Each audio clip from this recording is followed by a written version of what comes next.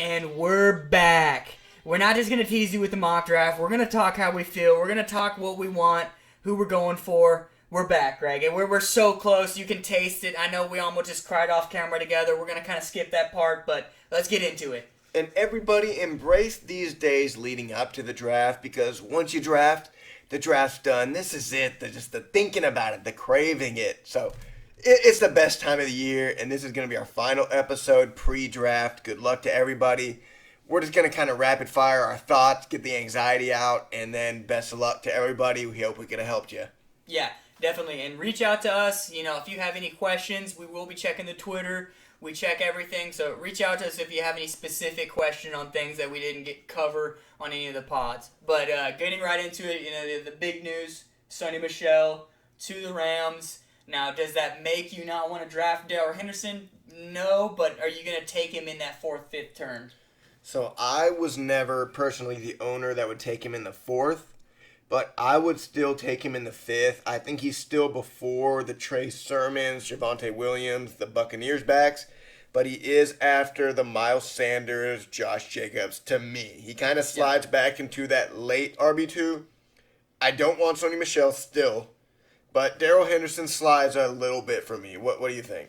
Yeah, I actually think Henderson's a lot more, I don't know how correct term, just electric than Sony Michel. Sony Michel kind of died out quick. He looked like he was going to be good, and then he just never broke tackles again, never, got to the edge. I don't know, unless he has a resurgence here, but I think that Henderson is even a really good pass catcher. Maybe not better than Sony Michel, but I just don't think that Sony Michel is actually going to, steal it with a hot hand roll. I just don't think that's going to happen. I mean, he's going to vulture some goal line looks from Henderson for sure, because Matt Stafford's going to have him in there. They're going to be odling. Nobody's going to come off the field type deal, but I don't think that it really brings Henderson down too much. To me, I just see it as a depth move more than a Sony Michel as fantasy relevant. So maybe we're both a little more worried about Henderson, but overall, as you know, a 5th, 6th round pick, give me Darrell Henderson, and I'm completely fine with it.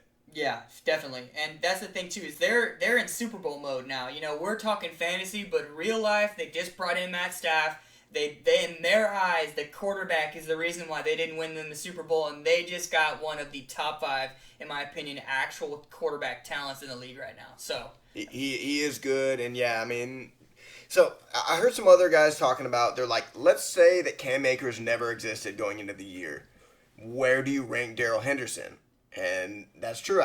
They're like, if Cam Akers never existed, we think Darrell Henderson would be way higher than he is. But we think of him as a second option, but he's become their first option. Yeah. So I think we overcorrected for the Cam Akers injury by sliding Henderson back. But now, with the Sony Michel thing, he's probably about right. Yeah, maybe right where 4th, 5th kind of round.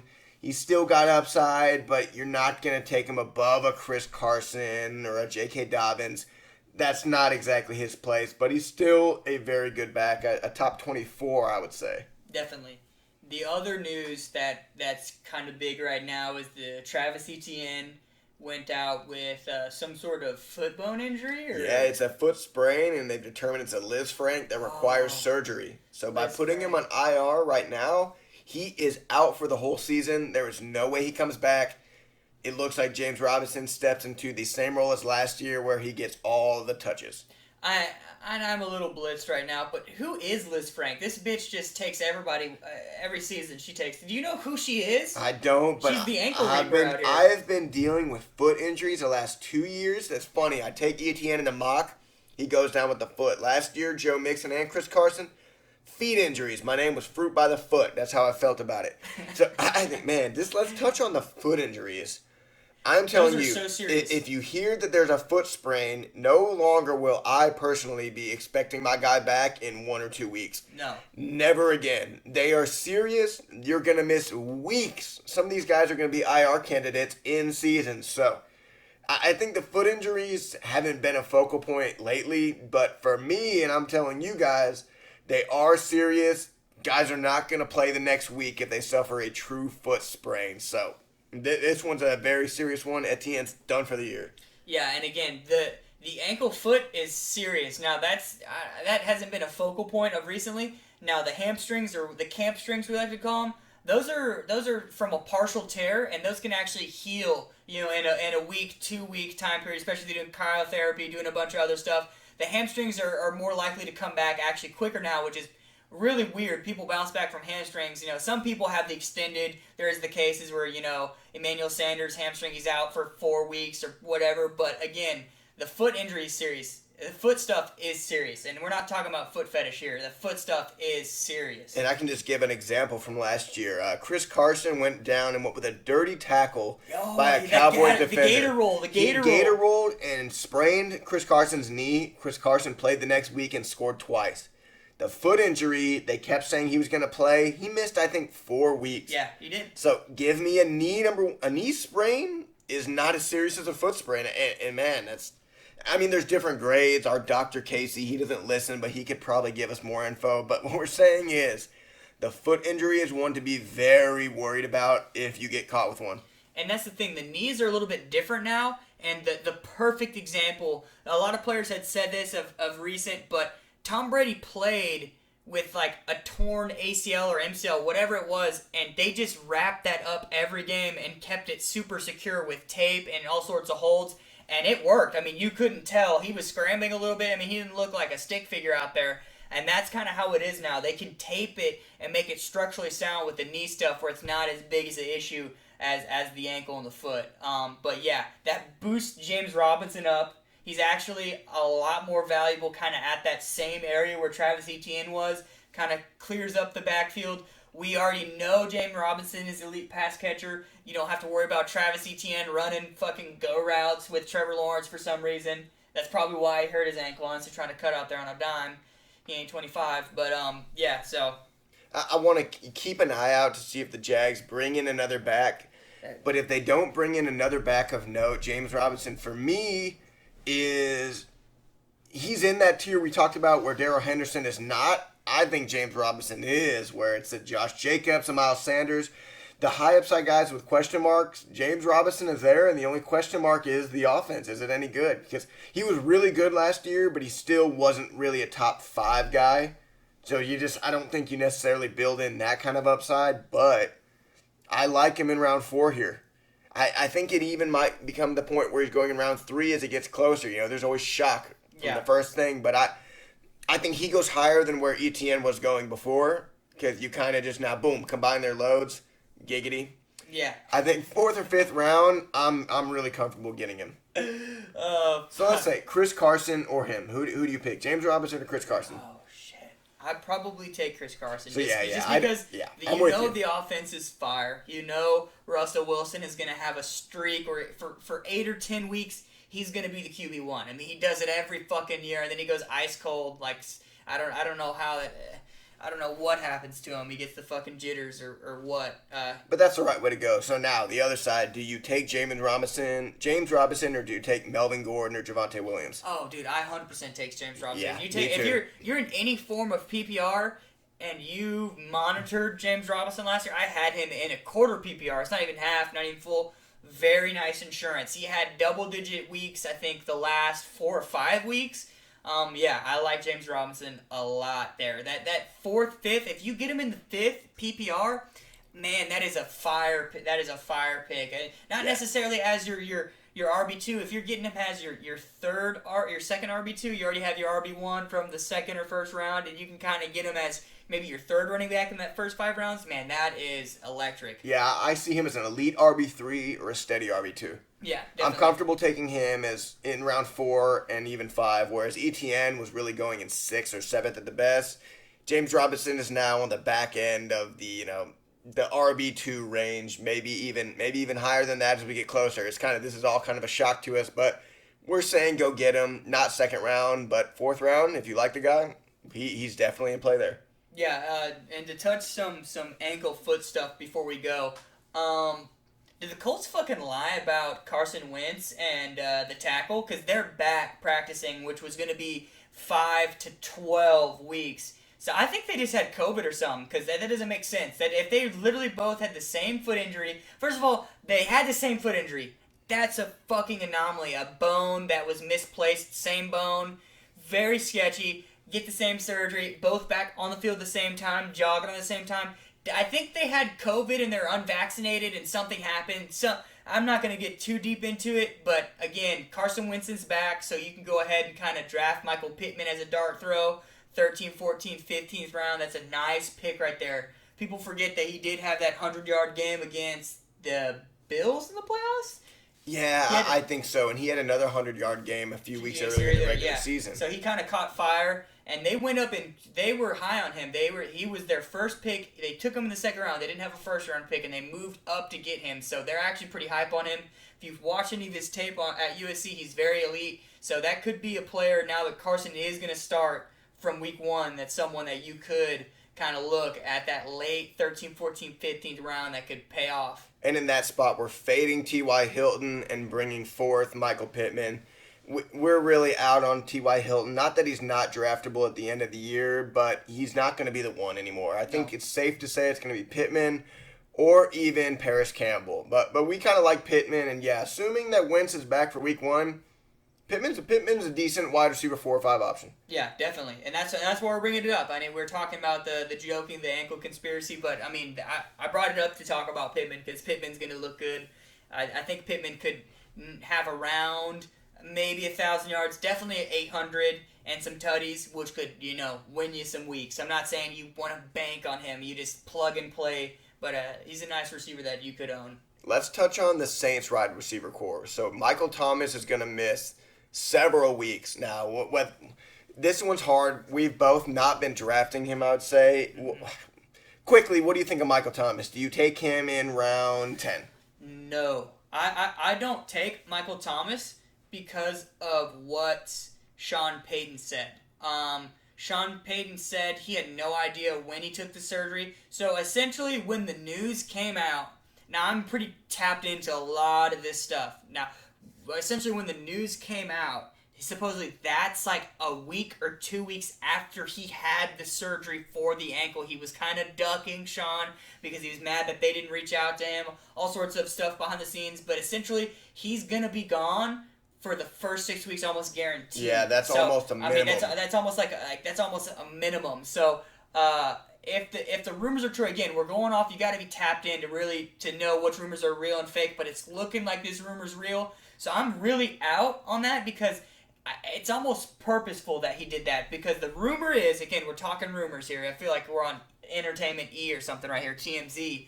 But the rumor is they reached out to him because he had the stuff. He played through it for Drew Brees. He played through it. They reached out to him to get the surgery. He tried to rehab it on his own. He didn't want to get the surgery. So it seemed like he was kind of out on the Saints. He was mad at them for some reason. I honestly don't think he wants to play this season because his contract ends soon, so he can just be a free agent and kind of go about his way. Yeah, so Mike, I mean, I can't say I would never take him. I would probably give him an eye as we get to round 11, 12, 13. But I just hope somebody else takes him, and he's not my headache, because that's the kind of player where you're just hoping he comes back after 6 weeks. If it becomes 8, 9, 10, you might drop him anyways. And so he's going to just be a clog on your roster for a long time. He's a great player. He could come back.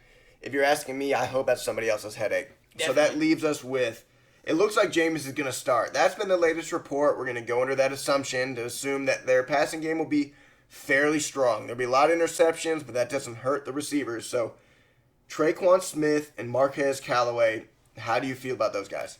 I am all the way in on Callaway. Traquan Smith has always been a hype piece, as in the beat writers hype him up. It really hasn't been the on-field production. There's been some spurts and some catches and some this and that, but Callaway is the better athlete. He went down there, did the stanky leg, bent it over, grabbed that touchdown. I don't know if you watched the game the other night against the Jags. He looks really good. He looks really good. Yeah, no, he was stanky leg. He's been over, touched that thing. He was snagging on everybody. And it looks like Jameis Winston can actually see receivers down the field now.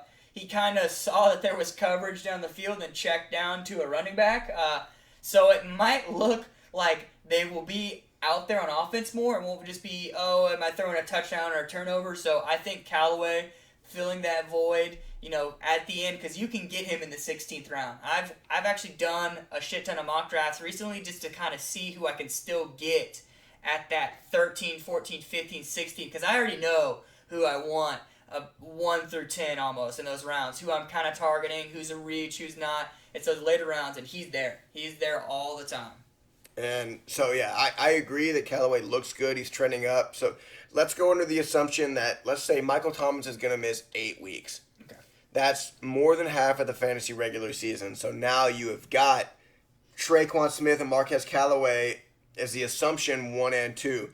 Both of them, to me, become high-reward dart throws. Yeah. And I'm happy taking either of them after round 12. At that point, it's preference. Traquan Smith is more of just a deep threat. He hasn't been shown to be real, versatile and with the different routes. Callaway seems to have more of that, but he's a rookie. So I like both of those guys as a late-round dart throw. I mean, and if Jameis is the quarterback, I don't want Jameis. And if Taysom Hill is the quarterback, I'm watching him in the last 2 rounds, maybe hold. Yeah. But let's say it's Jameis. Those 2 receivers to me become pretty interesting. Definitely. And some people are worried about Kamara. Oh, there's no other weapons. I think so. There's 2 kind of ways to look at it. This is just me venting right now. Kamara is, 1, going to get all the touches. I think that's true. Number 2, they won't be as high valuable of touches because they're going to be focused on him. The offense probably won't be quite as good. I think that's also true. So I think the yardage is safe. The touchdowns can be a little more volatile, but I still like Kamara, as a top 6 option. But yeah, I think there's reason to be concerned if you're looking at him at 2 or 3, just because the offense might not be as good as that of, Dalvin Cook or Derrick Henry, even Zeke and the Cowboys. So that's just kind of my thoughts on Kamara when we get off the receivers. Yeah, and I totally get that, but again, Kamara went into last season with a little bit of a knee injury, and he was kind of holding out for that contract. So that's why he kind of had a slower start. And if you remember, he absolutely turned it up in the end of the season. He had that 6 touchdown game, or was it 5? It was 6. It was 6 against the Vikings. 6 against the Vikings to finish as the RB1 in full point PPR. So he's gonna be electric. He's gonna be good. I think that he actually has more breakaway touchdowns this year, and I don't think that makes him have a better season. I think that the breakaway touchdowns are gonna make him kind of hit that top 3, where he should be. I don't think he's going to finish RB1. But again, you can get Kamara right there, that 4th, 5th pick. Man, that's good. Especially Derrick Henry's gone. I love Alvin right there. Give me some Alvin and the Chipmunks. Yeah, exactly. My point was kind of being that some people are either out on him or all in on him. They think there's a regression or either an advancement. I think he's pretty much the same player. Safe in the volume. The offense might not be as good, but still, he's just such a good player. He's safe in his volume, like we said. So, Kamara is still a lock for top 5. I think the top 5 backs are kind of locked in, and I'd be surprised if any of them fell past 5. Right. So, for example, let's go Zeke or Chubb. Top of your head, who do you take?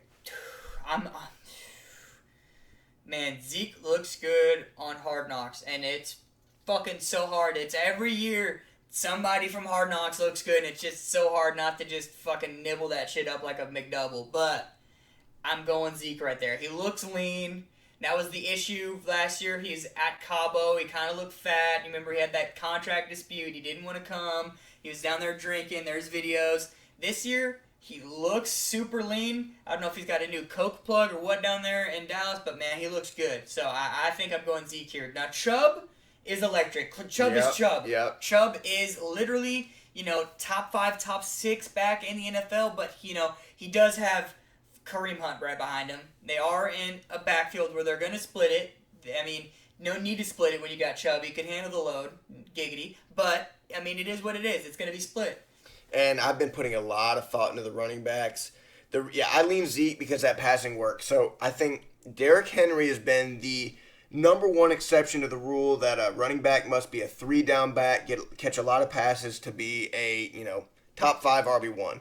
Derrick Henry has shattered that. Right. Chubb is so close. He's so close. So I still give Zeke that edge a little bit there. But I think Chubb is approaching the same anomaly where he doesn't catch many balls, but he's still going to be an electric and possible top 5 RB1.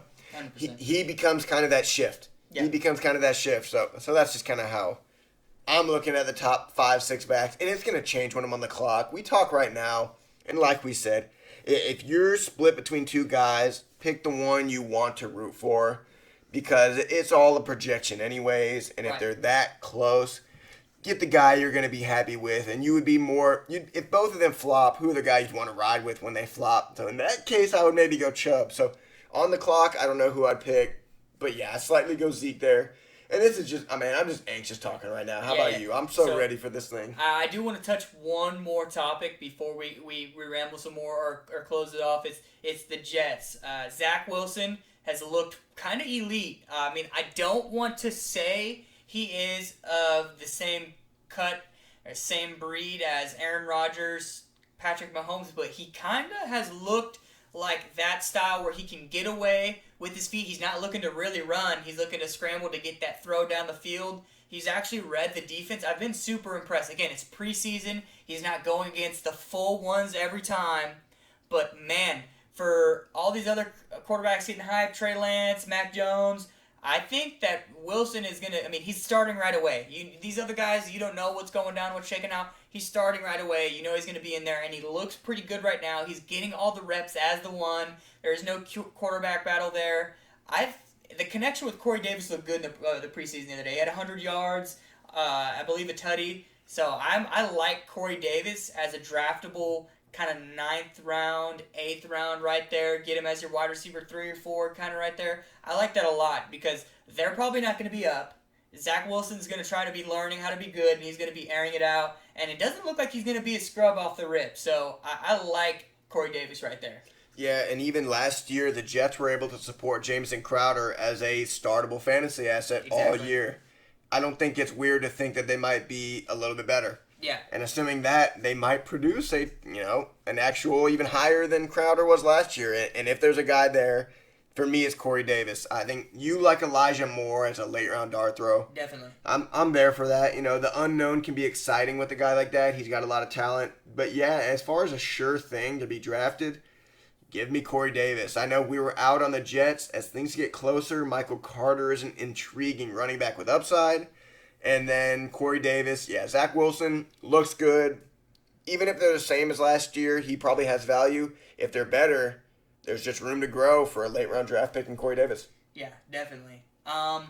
Is there anything you want to get off your chest? Anything? Any news? Just a general question. How much do you weigh injury risk into your player? Ooh. So not necessarily coming off a big injury like Saquon, but just a guy who's missed time. For example, I have a perfect example. Let's see it. So in the mock, at the turn, I took Aaron Jones was in the first round, and then when it wrapped back around, I had my choice at Calvin Ridley, Stephon Diggs, and DeAndre Hopkins. I specifically did not want to do Stephon Diggs because I know he is the glass man. A lot of people don't remember him because they weren't drafting him, they weren't paying attention prior to the season. Just last year was the first time he played every game, I think. 100, yes, that is facts. That is the first season he fit, and it was a great electric season. We always knew Diggs could do that. We saw the little 3-week spurt there with the Minnesota that one year. The other year where he finished as a wide receiver too. He's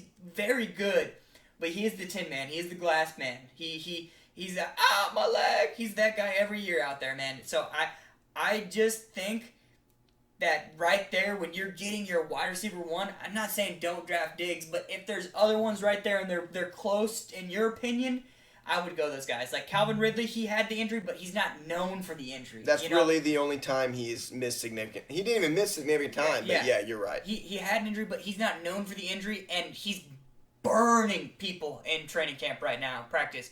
It's practice, but he is putting out a footwork clinic out there. He's salsa dancing like number 80, Victor Cruz. I mean, he is just, it looks good. It looks real good. So I think I know your answer to this, but are you seeking guys who are more reliable, or are you using the injury proneness as more of a tiebreaker when two guys are really close in your eyes? It all depends on where the pick's at. Again, if it's the first 4 rounds, I'm really not looking for any sort of risk. Again, if Stephon Diggs is there, let's say I had the pick after you, and the guy goes Calvin Ridley, the guy did DeAndre Hopkins, and Stephon Diggs is right there. I'm still going Diggs right there. I'm not like anti-injury, anti-Diggs, but again, I'm looking for like my top 5 super valuable picks to not have an extensive injury history. Again, you can't do that every time, pick and choose. You've got to go with the talent. I mean, you're not going to not take an RB1, at the last pick of the third round, you know what I mean? But again,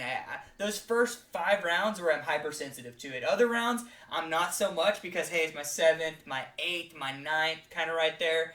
But again, those first 5, I am kind of sensitive to it. Yeah, so in the certain mocks I've done, true, I try to weigh how I feel about it. And I'm kind of in the same way, even a little more so, where it's just a tiebreaker. So, for example, like Aaron Jones and Saquon, if I'm sitting there 8 or 9, I like both of those guys. I like them a lot. I'm going Aaron. Aaron Jones has been safer. So, yeah, I think I go that way. But that being said, Saquon versus Austin Eckler. I know Austin Eckler missed time, but let's just say he hadn't, whatever.